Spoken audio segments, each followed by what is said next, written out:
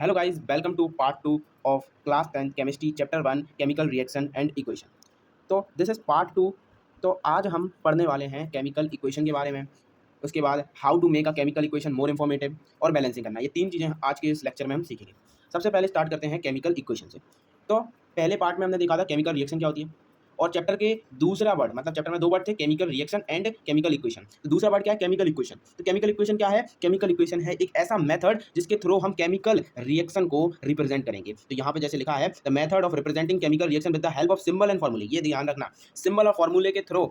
ये ध्यान रखना कि सिंबल और फॉर्मूलों के थ्रू, यानी कि जैसे अगर पोटेशियम है तो उसको हम के लिखेंगे, ठीक है। कार्बन डाइऑक्साइड है तो CO2 लिखेंगे। इस थ्रू में, मतलब इस तरीके से हम जब एक केमिकल रिएक्शन को रिप्रेजेंट करेंगे उसको क्या बोलेंगे? केमिकल इक्वेशन बोलेंगे। जैसे ये देखो, यहाँ पे दो टाइप की केमिकल इक्वेशन लिखी है, दोनों टाइप की मैं समझाता हूँ, दोनों टाइप की। एक लिखी है यहाँ पे वर्ल्ड केमिकल इक्वेशन। ये देखो क्या लिखा है? Zinc plus sulphuric acid. Zinc plus sulphuric acid जब रिएक्ट हुए तो जिंक सल्फेट बनाया और हाइड्रोजन गैस बनाई। तो अब इस रिएक्शन में ये क्या है? वर्ड रिएक्शन लिखी, कि वर्ड के फॉर्म में लिख दिया जिंक सल्फ्यूरिक एसिड, और नीचे वाली रिएक्शन में हमने क्या लिख दिया? वर्ड के फॉर्म में लिख दिया, इनके सिंबल के फॉर्म में लिख दिया, वर्ड नहीं सिंबल के फॉर्म में लिख दिया। जैसे जिंक का सिंबल Zn है, सल्फ्यूरिक एसिड H2SO4 के फॉर्म में रिप्रेजेंट किया जाता है, ठीक है। और जब फॉर्म हुआ तो जिंक सल्फेट और हाइड्रोजन गैस इस तरीके से फॉर्म हुई। ये सिंपल सा फंडा है कि केमिकल इक्वेशन क्या है? वो मेथड जिसके थ्रू हम केमिकल रिएक्शन को रिप्रेजेंट करें by using symbol and formulae. Simple. चलो अब हम आगे बढ़ते हैं, how to make a chemical reaction more informative. हम कैसे एक केमिकल इक्वेशन को ज़्यादा इन्फॉर्मेटिव बनाएं, क्योंकि एक रिएक्शन यहाँ पे लिखी, यही रिएक्शन की जिंक सल्फ्यूरिक एसिड के साथ रिएक्ट हुआ, जिंक सल्फेट बनाया, हाइड्रोजन गैस बनाई। अब इससे हमें एक जानकारी तो मिली कि हमारे प्रोडक्ट्स क्या बने, रिएक्टेंट ये थे, प्रोडक्ट ये थे, लेकिन हम और एक्स्ट्रा इन्फॉर्मेशन कैसे ऐड कर सकते हैं केमिकल रिएक्शन में, वो देखेंगे। तो इसके तीन नहीं चार मेथड है, ये तीन लिखे हैं और चौथे पे तो हमें पूरा पढ़ाना ही पड़ेगा उसको डीप में। चार कौन कौन से हैं? सबसे पहले है कि हम फिजिकल स्टेट्स बता दें।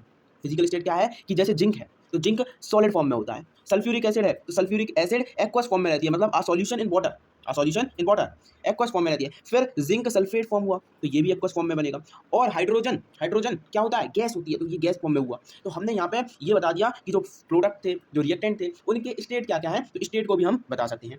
अब दूसरा तरीका क्या है? दूसरा तरीका है कि हम ये इंडिकेट कर दें कि हीट चेंज हुई है या फिर नहीं।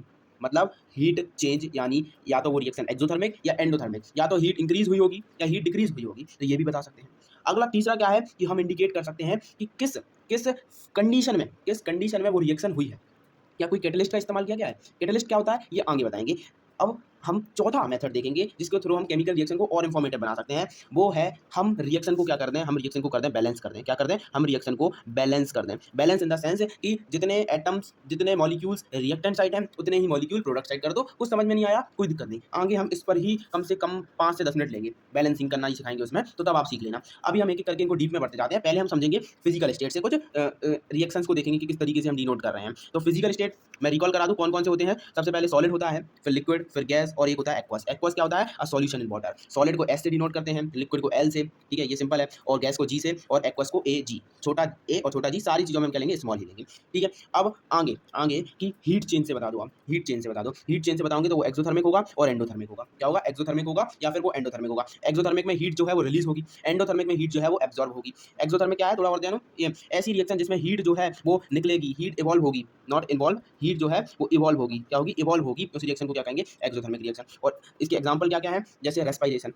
अब एनसीईआरटी में तो साफ क्वेश्चन ही है कि why respiration is considered as exothermic reaction. तो क्यों? क्योंकि इस रिएक्शन में एनर्जी निकलती है, किसके फॉर्म में? हीट के ही फॉर्म में, हीट के फॉर्म में, या हम बोल सकते हैं हीट निकलती है एनर्जी के फॉर्म में। तो जिस रिएक्शन में हीट, एनर्जी, ये सारी चीजें निकलेंगी वो कौन सी होगी? एक्सोथर्मिक। अगला है वर्मी कंपोस्टिंग, मतलब हम डिकम्पोज कराएंगे ऑर्गेनिक मैटर्स को बाय यूजिंग अर्थ बॉम्ब्स। इस प्रोसेस में भी क्या है? हीट जो है वो निकलती है। अगला क्या? टर्माइट रिएक्शन, जो दीमक होती है, दीमक जिसको अपन टर्माइट बोलते हैं, जब वो आयरन के साथ और लकड़ी के साथ रिएक्ट करके एक रिएक्शन होती है, उस रिएक्शन में भी हीट जो है वो निकलती है। हीट मेयरली निकलती है, बहुत कम निकलती है, लेकिन निकलती है। अगली एक और बात बताऊं, जो रस्टिंग, रस्टिंग होती है, वो भी एक्सोथर्मिक रिएक्शन होती है। क्या होती है? Exothermic reaction. उसमें भी हीट निकलती है, हीट लेकिन बहुत कम निकलती है, हीट कम निकलती है लेकिन हीट निकलती है। ऐसी एंडोथर्मिक क्या है? ऐसी रिएक्शन जिनमें हीट एब्जॉर्ब हो, हीट एब्जॉर्ब हो, उसको क्या बोलेंगे? Endothermic reaction. Example photosynthesis.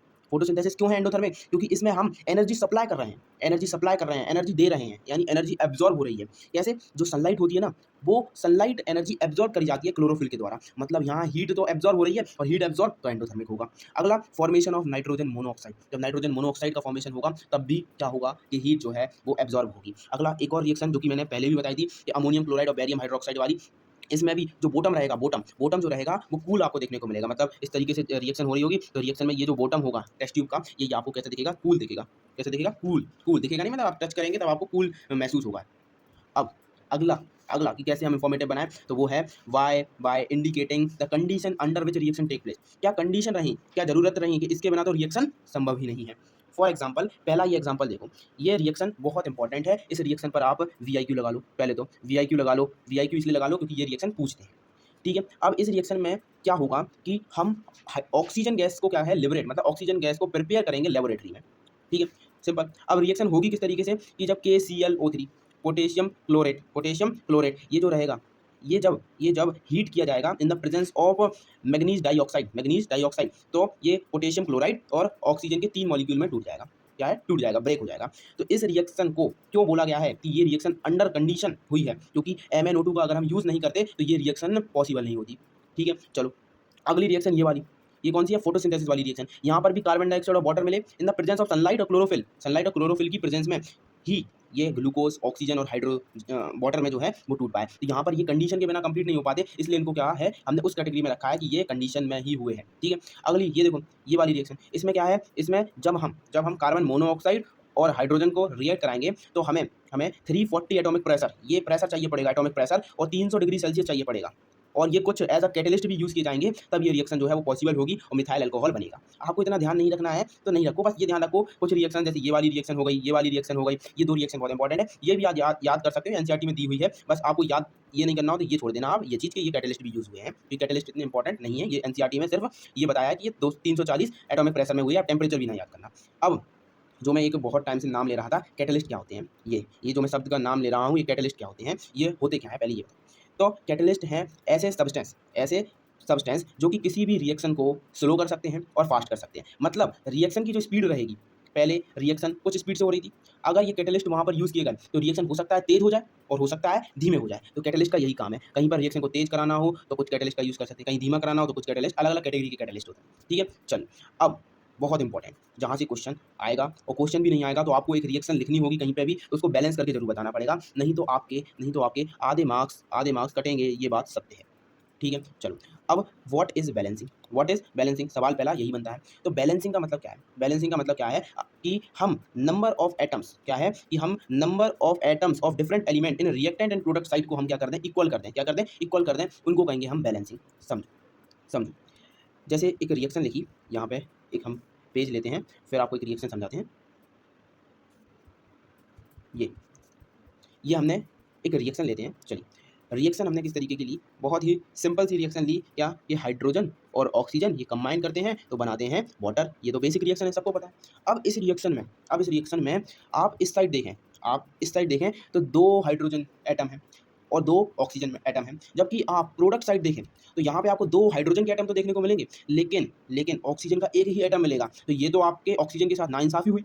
और ये नाइंसाफ़ी ना हो इसके लिए हम क्या करेंगे, इसके लिए हम इस रिएक्शन को क्या कर देंगे, इस रिएक्शन को बैलेंस कर देंगे। मतलब ऑक्सीजन अगर यहाँ 2 है तो यहाँ भी 2 होने चाहिए, यहाँ पे भी 2 होने चाहिए। अब हम इसको करेंगे कैसे, ये समझो, ये छोटी सी बात है, इसको समझ लो। जैसे यहाँ पे 2 ऑक्सीजन है तो यहाँ भी 2 करने हैं, तो हम यहाँ पे क्या करेंगे, 2 का मल्टीप्लाई करेंगे, क्या करेंगे, 2 का मल्टीप्लाई करेंगे, तो यहाँ पे 2 ऑक्सीजन तो हो गए, लेकिन हाइड्रोजन 4 हो गए, क्योंकि 2 × 2 कितने होते हैं, 4 होते हैं।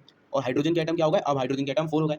हाइड्रोजन के एटम चूंकि 4 हो गए हैं तो हम यहाँ पे 2 का मल्टीप्लाई कर देंगे तो यहाँ भी 4 हो जाएंगे। इससे क्या होगा कि देखना आप, यहाँ पे देखना, यहाँ पे हाइड्रोजन के एटम कितने हैं, 4, यहाँ पे हाइड्रोजन के एटम कितने हैं, 4, यहाँ पे ऑक्सीजन के एटम कितने हैं, 2, यहाँ पे ऑक्सीजन के एटम कितने हैं, 2। रिएक्शन जो है बैलेंस हो गई, किसी के साथ नाइंसाफ़ी ना हो उसको कहेंगे बैलेंसिंग। बैलेंसिंग का सीधा मोटिव यही है कि किसी भी एटम के साथ नाइंसाफ़ी नहीं होनी चाहिए, ना इस साइड ज़्यादा होना चाहिए, ना इस साइड ज़्यादा होना चाहिए, किसी भी साइड ज़्यादा कोई भी एटम होना नहीं चाहिए, ये सीधी सी बात कोई भी बैलेंसिंग कहती है, ठीक है। चलो अब बैलेंसिंग करने की इंपॉर्टेंस क्या है, एक तो आपने बता दिया कि सर नाइंसाफ़ी नहीं होनी चाहिए, लेकिन थोड़ा केमिस्ट्री की भाषा से जाएं तो ये नाइंसाफ़ी नहीं, ये एक रूल को डिसऑबे करेगा अगर हम ऐसा करेंगे। वो रूल क्या है वो समझो, वो रूल आपने क्लास 9th में पढ़ा होगा, law of conservation of mass. कौन सा, law of conservation of mass, जो कि बोलता है कि जो मास रिएक्टेंट का है, मतलब जो मास इस साइड वालों का है वही मास इस साइड वालों का होना चाहिए, ये बोलता है। तो अगर अगर यहाँ पर एटम्स ही कम कर दिए हाइड्रोजन के, या यहाँ पर कम कर दिए ऑक्सीजन के, या यहाँ पे हाइड्रोजन ऑक्सीजन के बढ़ा दिए, कुछ भी मैंने करा, मतलब एटम्स बराबर नहीं रहे, तो मास में दिक्कत आएगी। यहाँ हो सकता है यहाँ मास इंक्रीज हो, यहाँ मास डिक्रीज हो, या हो सकता है यहाँ मास डिक्रीज हो जाए और यहाँ मास इंक्रीज हो जाए, मास जो है वो इक्वल नहीं हो, मास जो है m1 जो है वो इक्वल नहीं रहेगा m2 के, और ये हम नहीं कर सकते, ये जो है वो नहीं कर सकते। हमें हमेशा m1 यानी मास ऑफ रिएक्टेंट जो है mr इक्वल टू करना पड़ेगा मास ऑफ प्रोडक्ट के हमेशा, ठीक है। इसलिए हम क्या करते हैं, एक रिएक्शन को बैलेंस करते हैं, ठीक है। अब कुछ अलग ज्ञान ले लो, कुछ अच्छा ज्ञान ले लो।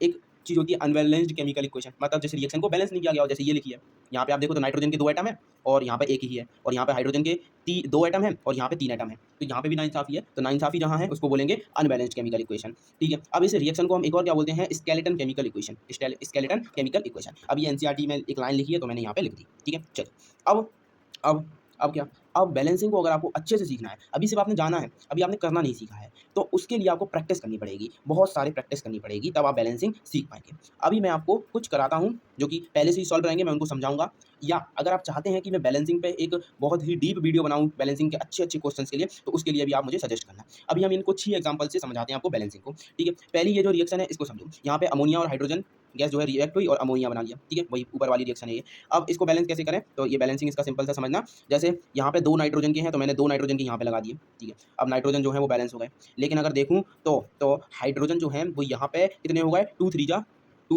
6, 2 3 जा 6 हो गए, तो 6 हो गए तो 6 को हटाना पड़ेगा, मतलब 6 को बराबर करना पड़ेगा, हटाना नहीं बराबर करना पड़ेगा, तो हम यहाँ पे भी क्या कर देंगे, 3 का मल्टीप्लाई, तो यहाँ भी 6 हो गए। अब आप देखना कि यहाँ पे नाइट्रोजन कितने हैं, 2, यहाँ पे नाइट्रोजन कितने हैं, 2, यहाँ पे हाइड्रोजन कितने हैं, 6, यहाँ पे हाइड्रोजन कितने हैं, 6 हो गए, 2 हो गए, बैलेंस हो गई, किसी के साथ नाइंसाफी हुई नहीं। इसको ले कैसे देंगे, फाइनल आंसर आपका कुछ इस तरीके से आ जाएगा कि नाइट्रोजन जो है वो 2 हो गए, हाइड्रोजन आपके 6 हो गए इधर पे, तो नाइट्रोजन यहाँ पे 2 हो गए, यहाँ पे आपके हाइड्रोजन 6 हो गए, इस तरीके से बैलेंस। और हमेशा आप केमिकल रिएक्शन को लिखो तो बैलेंस करके लिखना। एक और बात अच्छी आदत डाल लो जो कि हमने सीख ली है, कि हमेशा एक बैलेंस केमिकल इक्वेशन में ये और बता दो कि कौन सी चीज़ क्या है।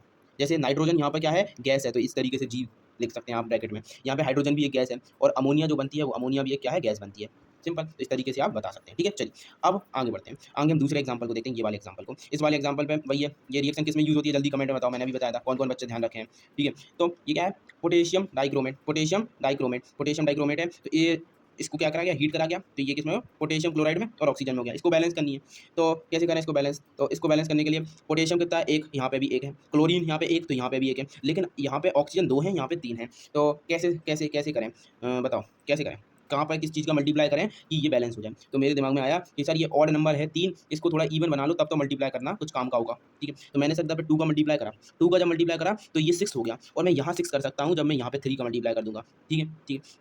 तो ऑक्सीजन कितने हो गए, 6 हो गए, ऑक्सीजन 6, यहाँ पे भी 6, लेकिन पोटेशियम कितने हो गए, 2, यहाँ पे 1 ही है, क्लोरीन भी 2 हो गया, यहाँ पे भी 1 ही है, तो यहाँ 2 का मल्टीप्लाई कर दो, बस सिंपल सा। यहाँ पे क्या कर दिया, 2 का मल्टीप्लाई कर दिया, यहाँ पे 2 का, यहाँ पे 3 का, इस तरीके से बैलेंस करके लिख देंगे। और स्टेट और बताने हो तो लिख देना, ये सॉलिड रहेगा, ये सॉलिड, ये भी सॉलिड मिलेगा, ये गैस मिलेगी, ठीक है। चलो सिंपल, आ जाओ रफ करो इसको। अगला, अगली रिएक्शन जिसको बैलेंस करेंगे क्या है, ये मीथेन है, मीथेन CH4 ऑक्सीजन के साथ रिएक्ट करा, क्या बनाया, कार्बन डाइऑक्साइड और वाटर, और इसके साथ और भी चीज़ें आती हैं, जैसे हीट भी आती है और लाइट एनर्जी भी आती है, लेकिन वो छोड़ो, आप इससे समझो, इसको बैलेंस कैसे करें। मेन मोटिव क्या है, बैलेंस करना, इस रिएक्शन को बैलेंस करना है हमें। तो सबसे पहले ये देखो कि कार्बन कितने हैं, तो कार्बन देखें तो कार्बन 1 है, ठीक है, कोई दिक्कत नहीं। हाइड्रोजन देखो, हाइड्रोजन कितने हैं, 4, यहाँ पे हाइड्रोजन कितने हैं, 2। तो बस तुमने जैसे ही देखे वैसे ही तुम्हें क्या है, पेंसिल से करना है, ये शुरू में पेंसिल से करना है, फिर क्या है कहीं पर तुम्हें रफ करने की जरूरत पड़े तो रफ करके फाइनल आंसर को पेन से लिख देना।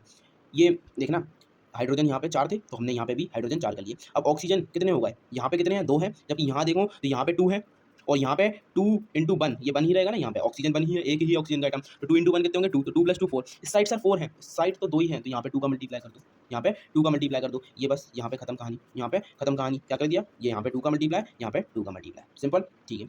अगली रिएक्शन देखो, ये वाली रिएक्शन, ये रिएक्शन क्या है कि जब आयरन को वाटर के साथ रिएक्ट कराया तो क्या बनाया, Fe3O4 और हाइड्रोजन, ठीक है। अब इसको बैलेंस करना है मेन, तो बैलेंस करने के लिए सिंपल पेन उठाओ। अब आयरन देखो, आयरन कितने हैं, आयरन यहाँ पे सर 1 है, एक ही है, यहाँ पे सर 3 है, तो नाइंसाफी नहीं होगी, 3 यहाँ पे भी लगा दो, 3 यहाँ पे भी लगा दिए।